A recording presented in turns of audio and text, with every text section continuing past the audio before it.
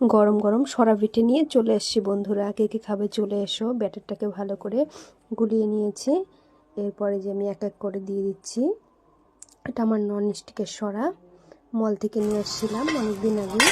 মাঝে মাঝেই আমি পিঠা করি, তো অনেক দিন করা হয় না, তাই কয়েকদিন থেকে ভাবছি করব পিঠা করব, সময়ই হয় না। তো আজকে করে ফেললাম, তাই তোমাদের সঙ্গে একটু শেয়ার করলাম। দেখো প্রত্যেকটা পিঠাই কিন্তু খুব সুন্দর করে ফুলে যায়, খুব সুন্দর করে ফুলে গেছে প্রত্যেকটা পিঠা। একটাও এমন হবে না যে ফুলবে না, প্রত্যেকটাই ফুলবে আর সুন্দর জালি জালি হবে ভিতরে।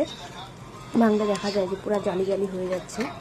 আর এদিকে আমি পিঠাগুলো সব তুলে নিয়েছি, এক গামলা পিঠা হয়েছে।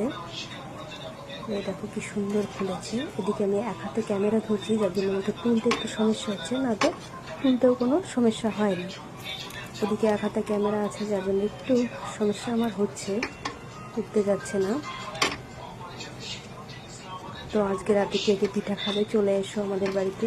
আজকের আমাদের রাতের ডিনার এই পিঠা আর ভেন্ডি ভাজা, আর কিছুই করিনি কারণ কালকে একাদশী, যার জন্য আর কিছু করবো না। এই দেখো ফুলকো ফুলকো একটা ফুলার জন্য ফেটেই গেছে। প্রত্যেকটা পিঠাই খুব সুন্দর হয়। গুড নাইট সবাইকে, সুস্থ থেকো, ভালো থেকো সবাই।